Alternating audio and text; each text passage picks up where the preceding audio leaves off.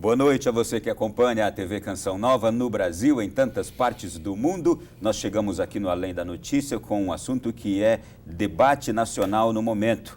A liberalização de drogas ilícitas, como, por exemplo, a maconha. Então, o tema do nosso programa será Brasil sem drogas. E já quero fazer a seguinte introdução.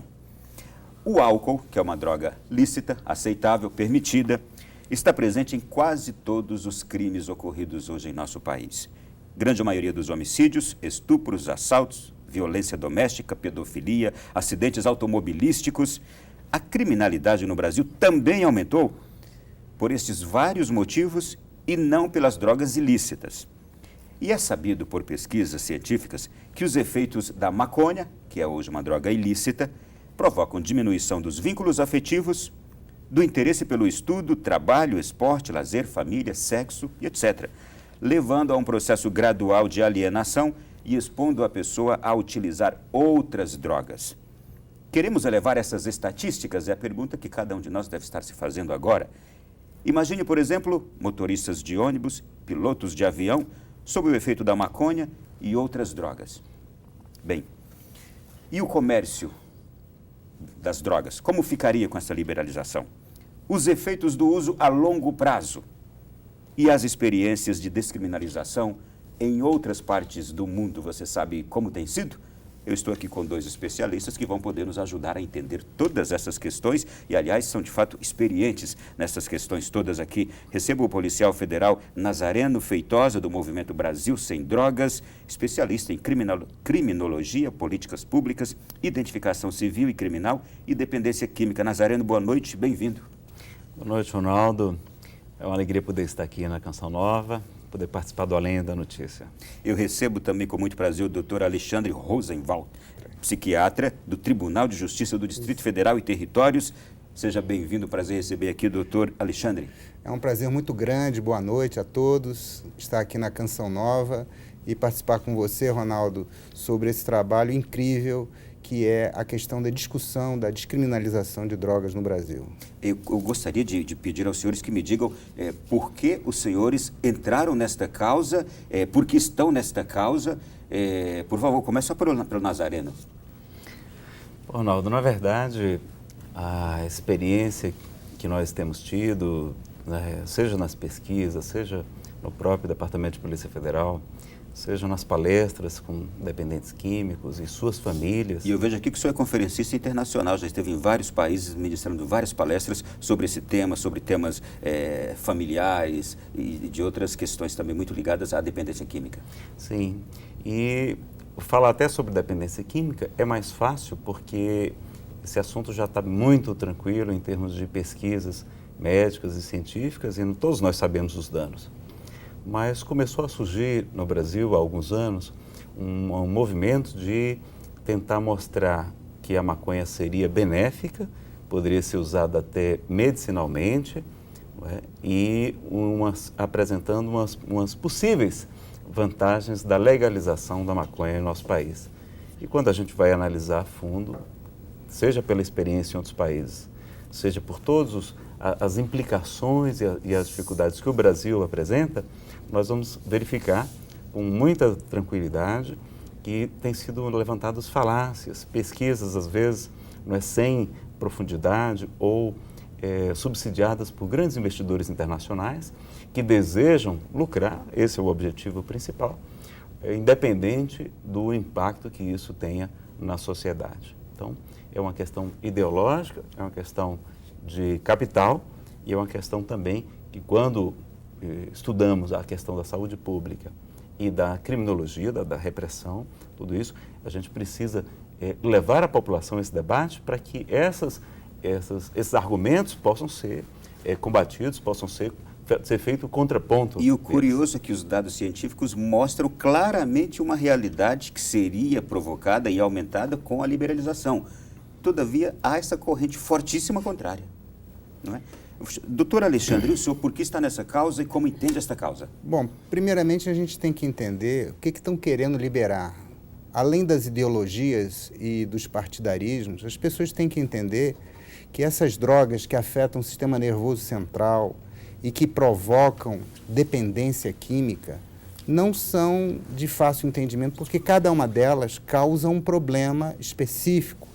Por exemplo, a maconha, do que a gente está falando agora, que está muito em voga e as pessoas dizem que é uma droga leve, ela não é uma droga leve. A própria OMS já discriminou a maconha como uma droga leve. Primeiro porque ela causa um efeito a longo prazo. Ela se deposita na gordura do organismo.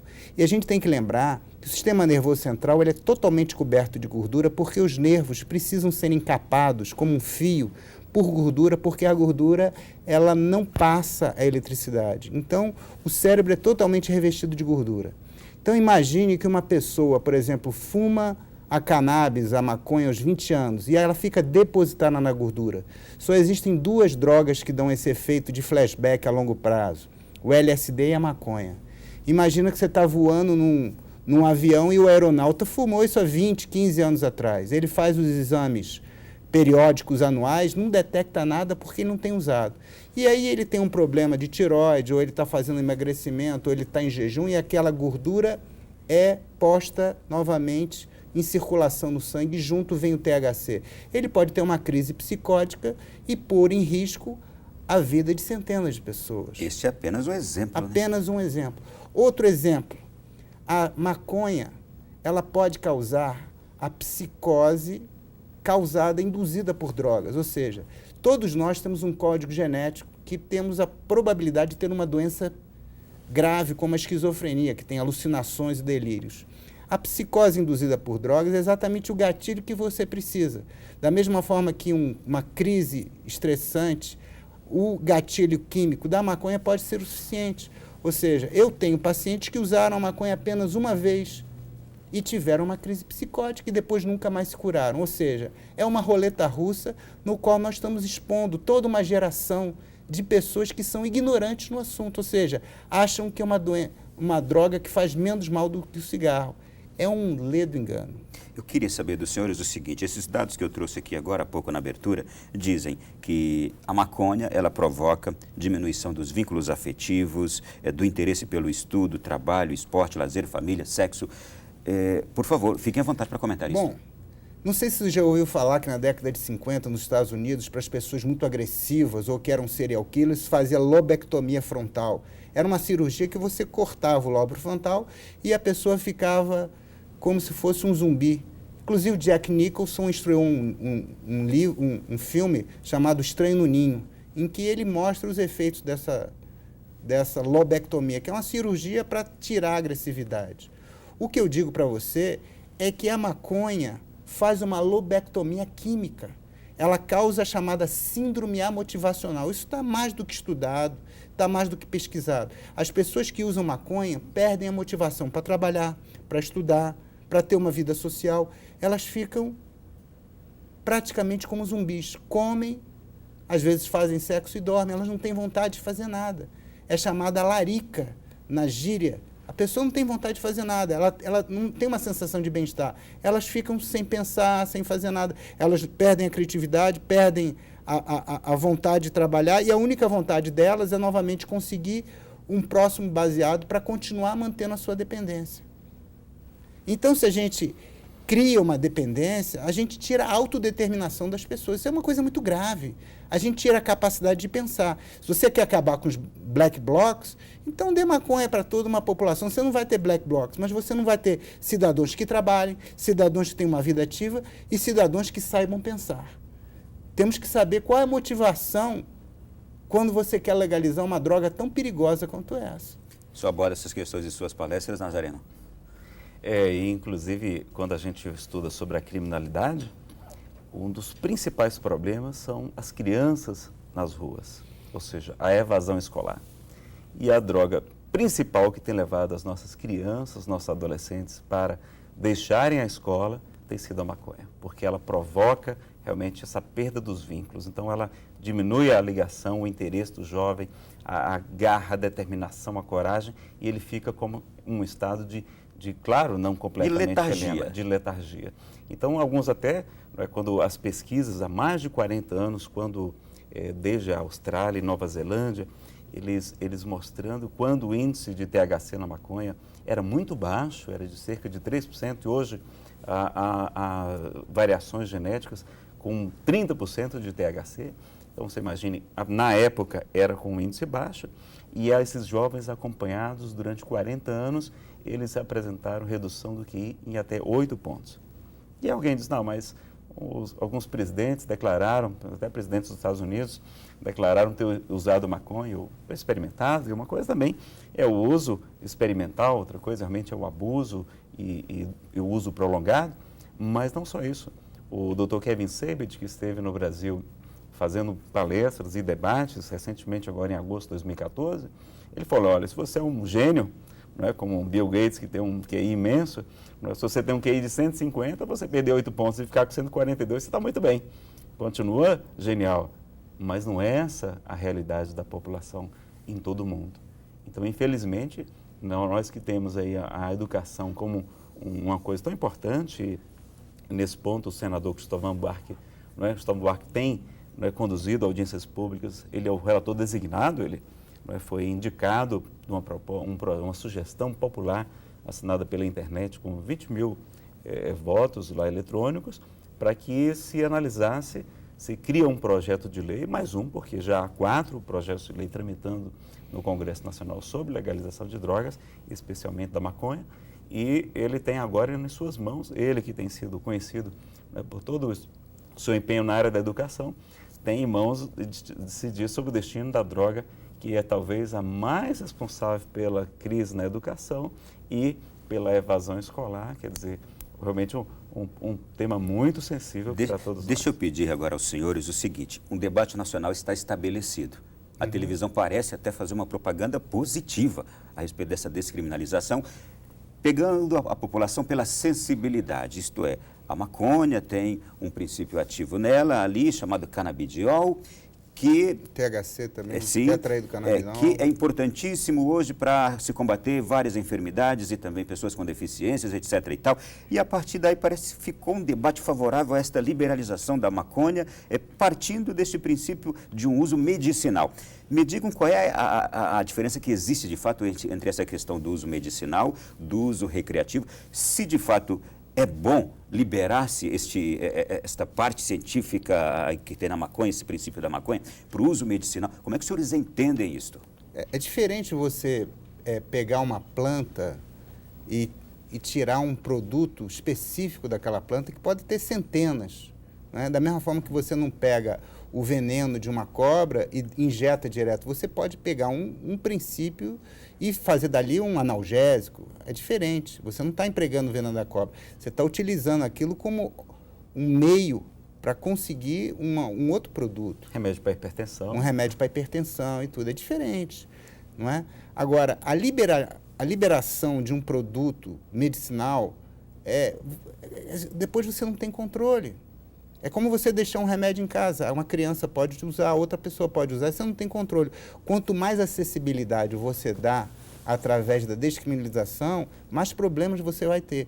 Porque todo problema de dependência química está centrado no usuário. Quanto mais usuários, mais problemas podem ser gerados a longo prazo na população para ter pessoas que perdem o controle. O que começa com nível recreativo, daqui a pouco você entra na doença, que é a dependência química. E como ele disse muito bem, você começa com a maconha, mas você usa outras drogas. Daqui a pouco você tem uma dependência cruzada. Por exemplo, o álcool é um depressor do sistema nervoso central. As pessoas não têm essa noção. Por ele estar liberado, por ele ser considerado lícito, a lei o legaliza, facilita o acesso. Você vê o mal que ele causa. Você já disse muito bem, no trânsito, em várias doenças, porque as pessoas perdem todo o seu controle. É uma droga oxidativa, ou seja, acaba com todos os cromossomos de todas as nossas células, inclusive a nível do sistema nervoso. Então, vai mexendo nos nossos cromossomos. Isso é muito sério. Causa mutações em pessoas que usam, inclusive nos seus filhos. Você vai ter pessoas com deformidades. Se a gente faz o mesmo com a maconha, isso só vai aumentar exponencialmente o problema que a gente tem. Se nós não somos capazes de cuidar as pessoas que têm dependência com álcool e tabaco, se a gente legalizar, a gente vai ser capaz de cuidar de todos os usuários que se tornam dependentes? Por exemplo, vou te dar um exemplo. Eu tive na Holanda, que é um país que tem essa liberalização, uso nos coffee shops, mas isso não acabou com o tráfico. Você vai na rua e as pessoas te oferecem. Você quer heroína? Você quer Viagra? Você quer isso e aquilo? E aí eu fui conversar com as pessoas que estão lá, moram lá, donos de restaurantes, donos de bares. E aí ele falou assim, você viu algum policial na rua? Eu falei, não, os policiais estão todos... amordaçados. Não, eles estão todos vestidos à paisanas. Ah. Por quê? Porque se tiver policial, isso afasta o turista. Então eles não querem, eles querem mostrar que está tudo bem. Você não vê um policial na rua. Mas ele falou assim, está vendo aquele rapaz lá com o braço quebrado? Está vendo aquele outro rapaz com o olho roxo? Eu falei, tô. Eles estão pedindo €1, €2. Aí são rapazes europeus, bonitos, olhos azuis, cabelos louros, mas eles não pagaram o traficante. Então ele falou assim, ó, isso aí é apenas um lembrete. Hoje é um braço quebrado, hoje é um olho roxo. Amanhã, se ele não pagar, ele está boiando aí no rio, nas vias pluviais. Como você já deve ter visto vários corpos, né, de manhã vem, a polícia e leva para que o turista não veja. Mas se você acordar cedo, você vai ver. Então, o que acontece? Acabou com o tráfico? Não. Acabou com o problema? Não. Então eles estão revendo isso. Não é nem uma questão de você provocar uma lei seca como nos Estados Unidos, que você acaba tendo álcool de péssima qualidade e reverberando o uso, e nem de legalizar. Você tem que ter uma questão de pôr a legalização em xeque, sabendo o que você está utilizando. Eu vou pedir aos senhores... A coisa é muito grave. Vou pedir aos senhores que nos contem daqui a pouco outras experiências pelo mundo, que eu sei que os senhores têm conhecimento. Essa aqui já me deixou estarrecido. E também, qual é a proposta ideal, adequada, para esse debate em que se requer o uso medicinal da maconha. Então, daqui a pouquinho, no próximo bloco, a gente volta a tratar dessa mesma questão.